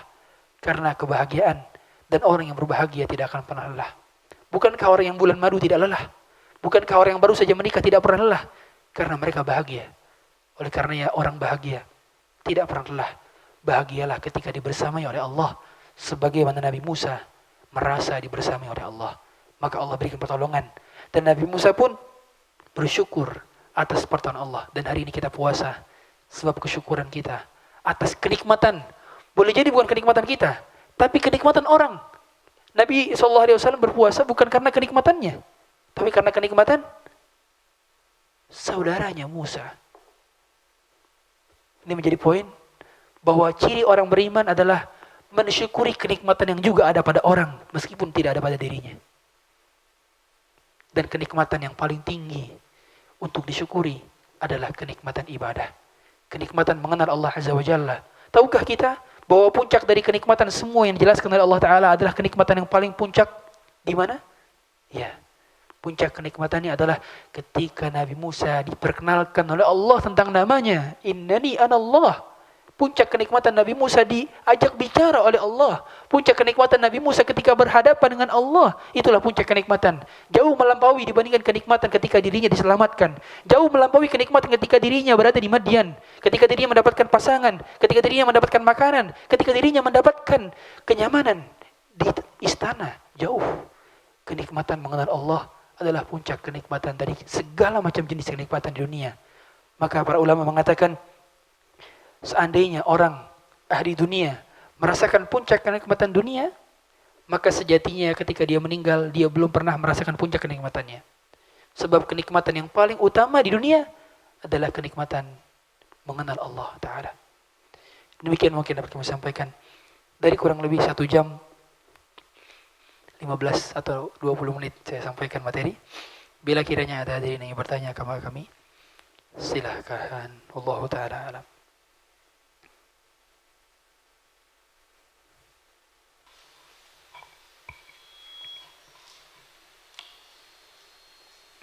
Silahkan.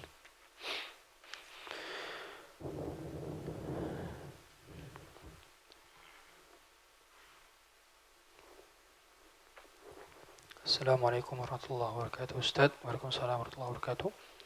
Di tempat kerja saya kadang pimpinan kerja tidak berbuat adil atau bijak. Di situ saya merasa sedih dan kecewa.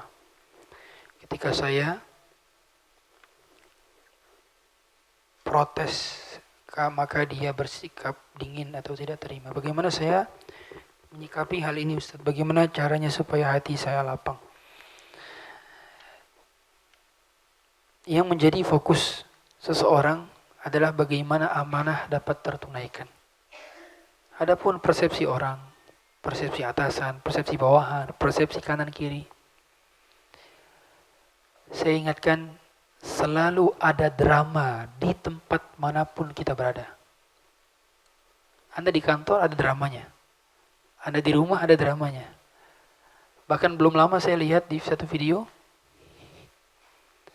Di Bengkulu orang sampai pegang pisau rebutan pengen jadi ketua DKM. Bayangkan. Ini kan nggak habis fikri. Karena bayangkan di masjid aja ada dramanya. Drama gak akan ada habisnya. Anda baru mendapatkan ketenangan bila di surga.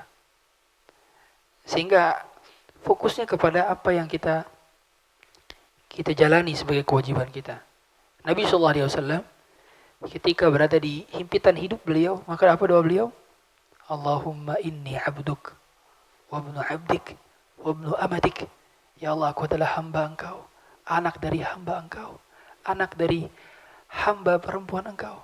Nasiyati biyadik, ubun-ubunku berada dalam genggaman engkau. Madin fiyya hukmuk, adlun fiyya qada'uk, takdirku sudah tercatat di sisi engkau, dan adil semua hukum-hukum yang kau berikan kepada kami. Nabi bermain sebagai seorang hamba. Nabi tidak bermain sebagai seorang yang besar. Di hadapan Allah, gelar kita yang paling tinggi adalah hamba. Gelar kita yang paling agung adalah hamba. Maka di dalam dunia ini, untuk bisa cepat bahagia, bermainlah peran sebagai seorang hamba dimanapun kita berada. Di keluarga, bermain peran sebagai seorang hamba. Di kantor, bermain peran sebagai seorang hamba. Hamba kepada Allah. Sehingga kerja kita adalah untuk Allah. Kita sebagai suami mencari nafkah di rumah untuk Allah. Sebagai istri melayani suami untuk Allah. Karena bila ada harapan kepada makhluk, Anda akan cepat kecewa. Anda akan cepat malas bekerja lagi. Bila bukan untuk Allah. Maka niatkan pekerjaan kita untuk Allah. Kalau ada hak kita yang tidak tertunaikan oleh mereka, atau siapapun dari kita, istri tidak tertunaikan haknya oleh suami, suami tidak mendapatkan haknya dari istrinya, bawahan tidak mendapatkan hak dari atasannya, atasan tidak mendapatkan hak dari bawahannya, Allah Ta'ala sudah menjamin hak kita kembali. Sebagaimana Rasulullah SAW mengatakan, La tu'addunnal huquqa ila ahliha yawmal qiyamah. Hatta yuqada lisyatil jalha minasyatil qarna. Akan dikembalikan setiap hak masing-masing di hari kiamat. Sampai tanduk unta yang patah sebab dia saling menanduk, akan dikembalikan kembali tanduknya yang utuh dan dihancurkan tanduk yang menyeruduknya. Apalagi masalah hak dan kewajiban di kantor. Sehingga bila kita tidak mendapatkan hak itu di dunia, orang beriman tetap tenang. Karena dia akan mendapatkan haknya lagi di akhirat. Jadi saat kondisi di mana kita dizalimi, mindset orang beriman sederhana. Kalau saya tidak dapat hak saya di dunia, misalkan gaji, kita sudah kerja berbulan-bulan, tidak digaji oleh atasan. Kalau memang tidak dibayar di dunia, maka akan dibayar di akhirat. Sederhana. Atau misalkan di antara kita ada yang punya masalah dalam sengketa waris misalkan. Ada haknya diambil oleh orang lain. Dipakai oleh orang lain, dijual oleh orang lain. Kalau dia tidak bisa mendapatkan di dunia, dia sudah banding ke pengadilan ini, maka tetap dapat haknya di akhirat. Tidak perlu risau saudaraku. Karena orang beriman akan dikembalikan haknya masing-masing di akhirat. Dan di akhirat tidak ada lagi uang. Nabi SAW mengatakan, فَلَيْسَ ثَمَّ دِينَارٌ وَلَا دِرْهَمٌ. Di akhirat tidak lagi ada dinar dan dirham. وَلَكِنَّهَا الْحَسَنَاتُ وَالسَّيِّئَاتُ. Yang ada hanya kebaikan dan keburukan yang menjadi mata uangnya. Allah. Dengan kondisi zaman yang penuh dengan banyaknya fitnah syahwat dan syubhat, saat ini saya sedang mengalami overthinking atas kehidupan yang saya jalani. Karena merasa sulitnya menjalani hidup sesuai syariat di tengah masyarakat. Mohon nasihatnya Ustaz agar bisa tenang menjalani hidup di atas keridhaan Allah Ta'ala. Overthinking atas kehidupan yang saya jalani. Hidupnya sulit sesuai syariat. Selalu ada tantangan dalam mengamalkan syariat. Dahulu kesulitan kita tidak sebanding dengan kesulitan Abdullah bin Mas'ud. Abdullah bin Mas'ud itu Ketika baca Quran digebukin. Siapa di sini pernah yang baca Quran digebukin? Ada? Nah, belum ada kan? Siapa dulu yang pernah kalau sholat harus ngumpet-ngumpet? Ada? Siapa di sini yang pernah hijrahnya ketika selesai hijrah, ketika dia hijrah bertaubat, kemudian nggak makan dan minum kecuali daun-daunan dan air putih saja? Ada? Belum. Rasulullah SAW pernah. Para sahabat muhajirin pernah. Dan orang-orang Ansor juga pernah. Siapa di antara kita yang pernah terkepung di kampungnya di sini Rawalumbu? Siapa yang pernah terkepung di Rawalumbu nggak bisa makan minum selama hampir 1 bulan? Ada? Nggak ada. Para sahabat pernah dikepung, jumlah mereka hanya 2.000 orang, dikepung oleh 10.000 orang dari luar Madinah. Ada di sini yang pernah mendapatkan kepungan dari luar Rawalumbu? Nggak ada. Jadi tidak ada apa-apanya. Maka itulah kenapa saat kita mengalami himpitan cobaan hidup, baca kisah-kisah mereka. Baca kisah-kisah para sahabat. Baca kisah para salafus saleh. Baca kisah orang-orang beriman. Dahulu Khabbab bin Arad datang kepada Nabi SAW. Khabbab sudah capek, lelah. Mungkin sebagaimana isi surat ini. Melaporkan kepada Rasulullah SAW.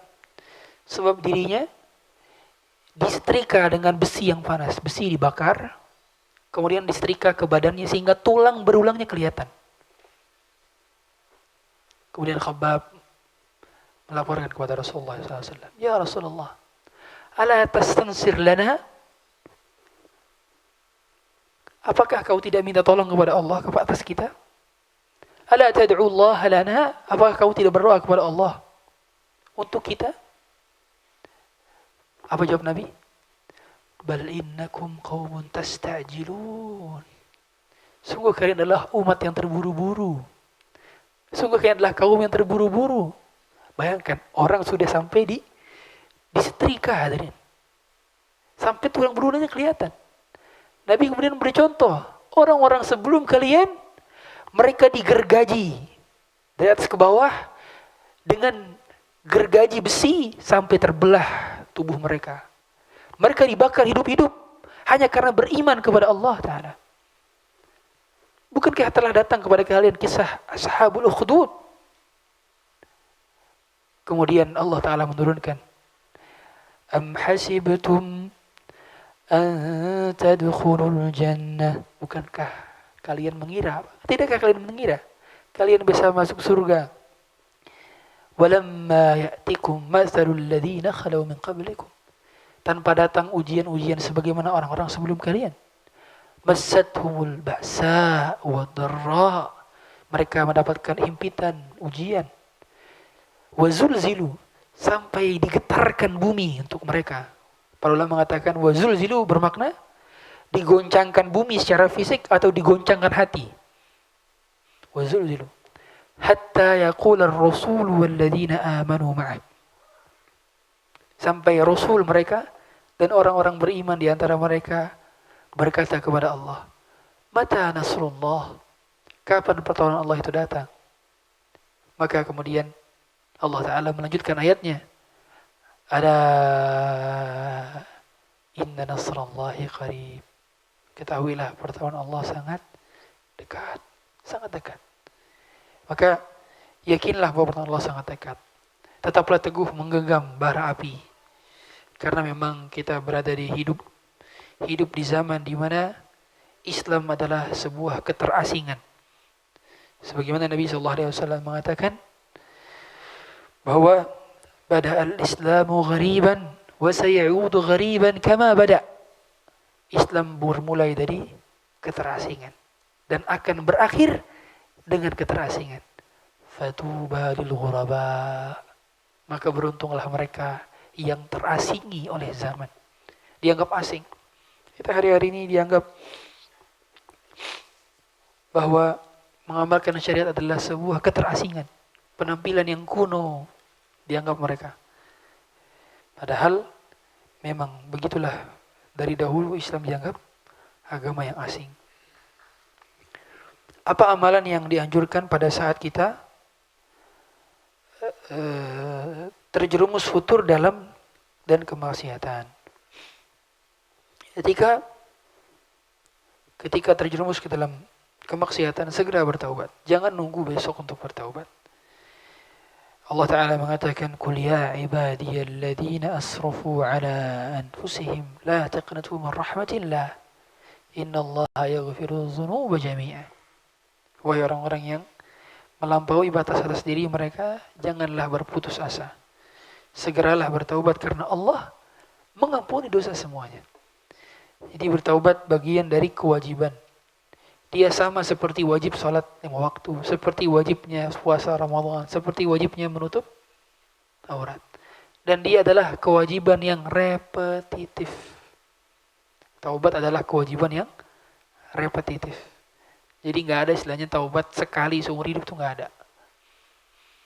Dan hari terbaik kita bukan hari di mana kita diwisuda, bukan hari di mana kita dilahirkan, bukan hari ketika kita ulang tahun, bukan hari pernikahan kita bahkan.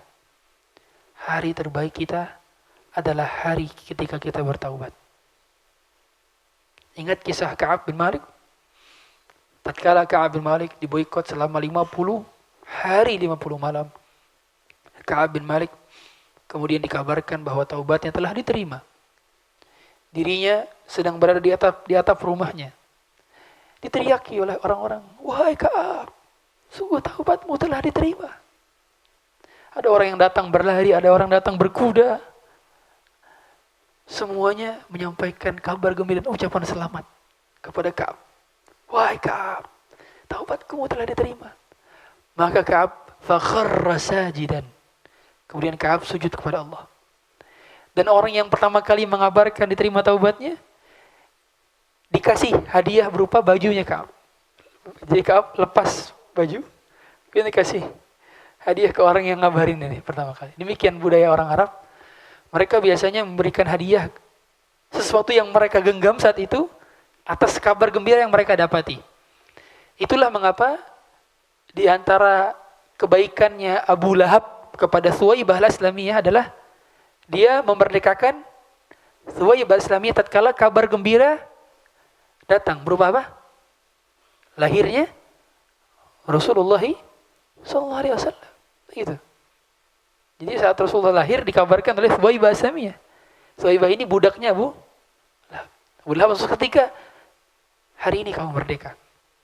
Dan sama seperti Ka'ab. Maka Ka'ab begitu berbahagia di hari itu. Dia langsung berlari menuju Rasulullah SAW. Dia dapati ternyata Nabi sedang berada di Masjid Nabawi. Dan di sekelilingnya telah ada sahabat-sahabat yang hendak menyambut Ka'ab. Menyambut kehadiran Ka'ab. Mereka sudah berunding terlebih dahulu untuk menyambut Ka'ab bin Malik. Sebelumnya di tengah jalan Ka'ab bertemu dengan Talhah. Dan Talhah mengucapkan selamat kepada Ka'ab. Selamat wahai sahabatku. Kau telah diterima taubatnya. Maka kemudian Ka'ab berada di depan Nabi SAW. Ya Rasulullah, apakah kabar ini dari engkau atau dari Allah? Kata Rasulullah SAW, ini betul benar dari Allah. Maka Nabi pun menjawab dan mengatakan, Abshir bi khairi yawmin marra alayka mundhu waladatka ummuk.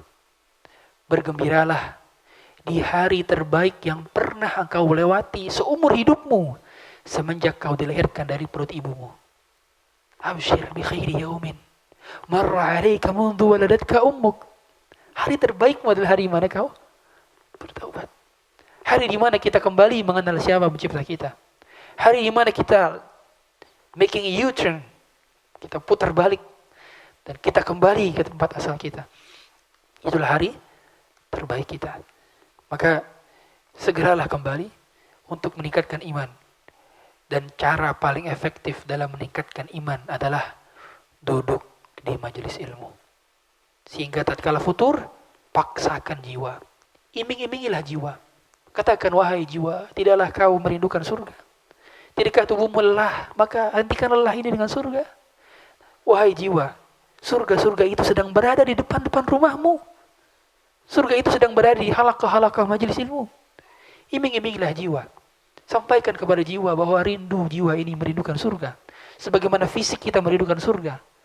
maka tidak akan bisa masuk ke dalam surga benaran sebelum melewati surga dunia berupa taman-taman surga, majelis-majelis ilmu. Dan kita ketika menulis ilmu akhirnya berjumpa dengan kawan-kawan saleh dan salehah. Maka kita berharap bahwa majelis ilmu adalah bagian dari kegiatan kita semenjak kita mengenal hidayah, sunnah dan Islam hingga sampai kita meninggal dunia. Bukan tujuannya untuk bisa menggapai, bisa jadi ustadz dengan kajian, bisa jadi dai. Bukan, tujuannya bukan demikian. Tujuannya itu bukan tujuan. Tujuannya adalah bagaimana kita bisa mati di atasnya. Mati dalam keadaan thalabul ilm. Mati dalam keadaan menuntut ilmu agama. Banyak orang-orang yang kita lihat jenggotnya sudah memutih, kulitnya tidak lagi kencang, rambutnya tidak lagi menghitam, tubuhnya tidak lagi tegap. Tapi mereka sibuk mencatat. Karena mereka paham ini ibadah. Ini bukan sekedar seremonial, ini ibadah. Kita sedang ibadah. Malaikat sedang menaungi sayap-sayapnya. Dan Allah sedang menyebut nama kita satu persatu di hadapan para malaikatnya. Adakah yang lebih senang ketika Anda disebut oleh yang menciptakan alam semesta? Seorang saja ketika di-mention oleh misalkan Presiden Prabowo mention kita di feed Instagramnya, di-mention kita. Anda akan berbahagia, di-mention. Misalkan Raja Salman mention Anda di akun Twitter resminya, di-mention, di-mention. Bagaimana bahagianya ketika seorang di-mention oleh Allah Ta'ala, disebut oleh Allah Ta'ala tatkala sedang berada di majelis ilmu. Wallahu a'lam. Oh, nasihatnya Ustaz. Semoga Allah melindungi Ustaz dan keluarga. Amin ya rabbal alamin. Qadarullah, saya dapati suami yang buruk muamalahnya. Suka selingkuh dan kasar terhadap anak juga istri. Bagaimana nasihatnya untuk saya? Kadangkala saya ada rasa sedih dan kecewa, namun saya yakini ini adalah ujian dari Allah.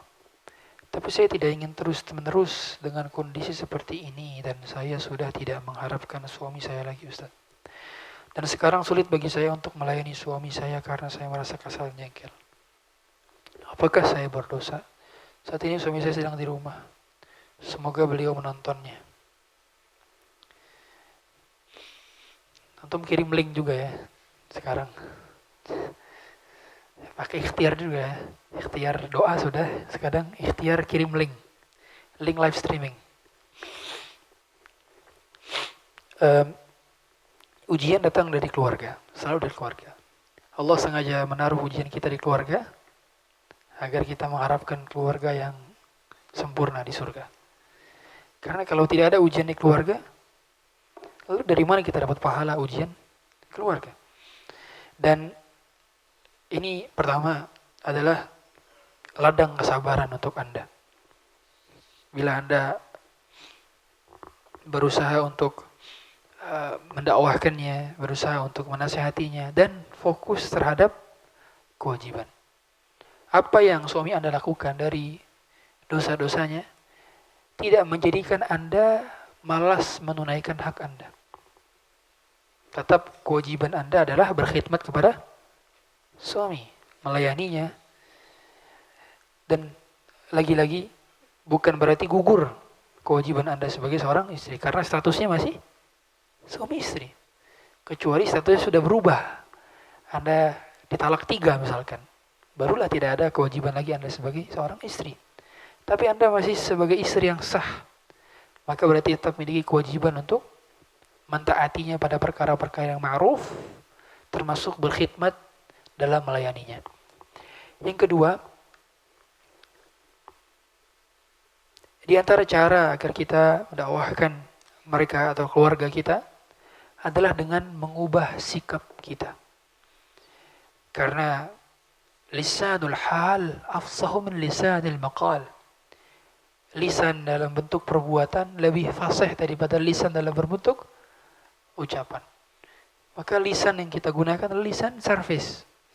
Lisan yang berupa pelayanan. Lisan yang berupa senyuman. Lisan yang berupa sapaan. Apalagi karakter wanita yang Allah ridhoi adalah karakter wanita yang tenang, bisa menenangi. Masih ingat bagaimana kisah Rasulullah ketakutan? Masuk ke dalam rumahnya dan beliau takut. Apa yang dijawab oleh istri tenang? Wallahi la yukhzikallahu abadan.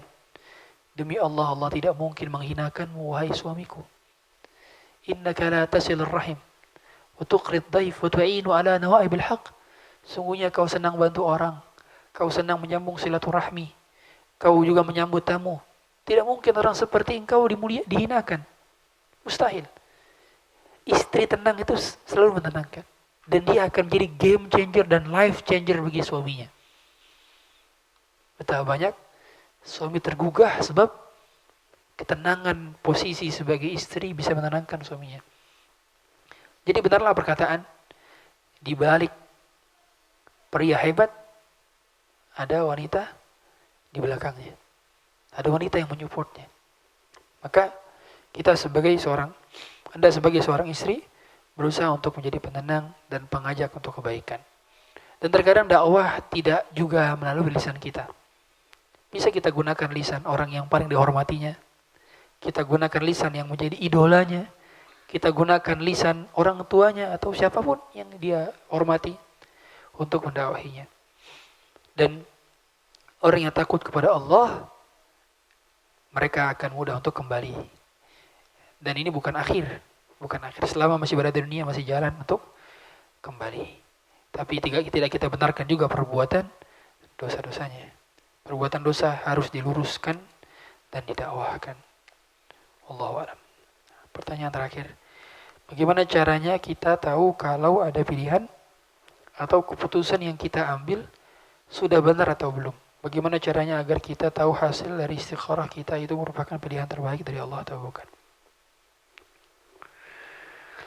Yang pertama, kita bisa tahu pilihan kita yang kita ambil itu benar atau belum dari mana? Dari ahli ilmu. Dari ahlu zikr. Ahlu zikr yang Allah katakan, fas'alu ahla dzikri in kuntum la ta'lamun. Tanyalah kepada ahli ilmu bila kalian tidak tahu. Karena patokan benar salah itu adalah syariat. Patokan benar salah itu bukan akal. Akal kita bisa salah. Patokan benar salah itu wahyu. Patokan benar salah itu Al-Quran dan Sunnah. Dan Al-Quran dan Sunnah bisa dijelaskan oleh ahli ilmu. Tanpa ahli ilmu, bagaimana kita bisa mendapatkan kebenaran dari Quran dan Sunnah? Bisa Anda, saya lagi cari masalah, saya butuh masalah tentang iddah kayaknya. Akhirnya buka Quran, tok. Oh, ini ayatnya iddah. Dia baca sepotong. Iddahnya adalah iddah 4 bulan 10 hari. Padahal itu iddah untuk suaminya meninggal. Sedangkan dia iddah suaminya belum meninggal. Akhirnya nafsirkan ayat sendiri. Nggak bisa. Tetap butuh ahli ilmu. Jadi patokan yang pilihan kita benar atau salah adalah dengan bertanya kepada ahli ilmu. Bertanya kepada ustadz-ustadz kita yang paham tentang bidang spesialisasi yang beliau sedang geluti. Kaitannya dengan muamalah, tanya kepada ustadz yang paham tentang muamalah. Kaitannya dengan akidah, kaitannya dengan permasalahan hal haram, tanyakan kepada yang menjadi spesialisasinya masing-masing. Kemudian bagaimana cara agar kita tahu hasil dari istikharah kita merupakan pilihan terbaik dari Allah atau bukan? Istikharah jawabannya adalah berupa pemantapan hati. Mantap hatinya. Jadi bukan dari mimpi. Gak ada dalil satupun yang menjelaskan bahwa jawaban istikharah itu harus mimpi. Apalagi mimpi basah. Jelas bukan jawaban istikharah. Jawaban istikharah adalah kemantapan dari hati. Tatkala kita mantap dengan satu pilihan, dan istikharah itu adalah menyerahkan pilihan kepada Allah atas baiknya pilihan-pilihan. Jadi antara pilihan-pilihan itu semuanya baik. Bukan yang satu baik, yang satu buruk. Contoh, saya mau resign dari bank konven atau tidak. Ini pilihan antara baik dan buruk. Anda tidak istikharah, Anda langsung keluar. Karena itu bukan pilihan baik dan baik. Pilihan baik dan buruk. Menetap di bank konvensional adalah keburukan dan keluar adalah kebaikan. Jadi contoh, sama-sama baik. Dia ditawarkan untuk menikahi seorang akhwat. Yang satu hafizah 30 juz plus sahih Bukhari. Yang satu hafizah 30 juz plus sahih Muslim. Wah, pilihan berat ini. Ada satu Bukhari, satu Muslim. Istikharah. Itu istikharah yang benar. Karena sama-sama baik. Makanya doa istikharah adalah Allahumma inni astakhiruka bi'ilmik wa astaqdiruka bi qudratik. Ya Allah, aku menyandarkan pilihan kepada pilihan Engkau. Fa innaka ta'lamu wa la a'lamu annaka anta 'allamul ghuyub. Karena Engkau tahu, aku tidak tahu, dan Engkau tahu yang gaib. Engkau tahu masa depan, aku tidak tahu masa depan. Dan barulah ketika dia cenderung kepada salah satunya dan dia mantap, maka itulah jawaban istikharahnya. Jadi tidak harus mimpi dulu, enggak harus mimpi. Dan seorang yang terbiasa istikharah, maka berarti dia sedang dan telah melibatkan Allah. Berarti orang yang jarang istikharah, dia jarang melibatkan Allah. Dan ketika dia jarang melibatkan Allah, khawatir Allah tidak hadir saat ada keputusan-keputusan gentingnya. Dan akhirnya dia tidak mendapatkan pilihan terbaik. Di antara pilihan-pilihan, kita pengen pilih yang terbaik. Bukan sekedar pilihan yang baik. Karena berkata Syekhul Islam Ibnu Taimiyah, al-faqih laysa man yadri mal haqq wal batil. Atau aina al-khairu min asy-syarri. Orang yang cerdas itu bukan orang yang tahu yang mana yang baik, yang mana yang buruk. Tapi orang cerdas adalah orang yang tahu al-afdal min khairain wa syarru min syarrain. Asyarru min syarrain. Orang yang cerdas adalah orang yang tahu yang mana yang lebih baik di antara yang baik-baik dan yang mana yang lebih buruk di antara yang buruk-buruk. Orang cerdas. Jadi dia tahu yang paling afdal, dia juga tahu yang paling buruk, sehingga dia tahu yang bisa yang paling dia amalkan dan tahu yang paling bisa yang paling dia harus hindarkan. Bukan sekedar tahu yang mana yang baik, yang mana yang buruk. Tapi yang tahu yang terbaik dari yang baik, tahu yang terburuk dari yang buruk. Itulah orang cerdas. Dan tidaklah kita mendapatkan kecerdasan kecuali dari taufik Allah Azza wa Jalla. Demikian mungkin kajian yang dapat kami sampaikan. Mohon maaf bila ada kekeliruan, kebodohan kami atas apa yang kami sampaikan. Bila hadirin hadirat berkenan apabila mengoreksi kesalahan saya, kami silakan. Kita tutup dengan doa kafaratul majlis. Subhanakallahumma bihamdika asyhadu an la ilaha illa anta astaghfiruka wa atubu ilaik. Sallallahu nabiyana Muhammadin wa ala alihi wa sahbihi wa sallam. Assalamualaikum warahmatullahi wabarakatuh.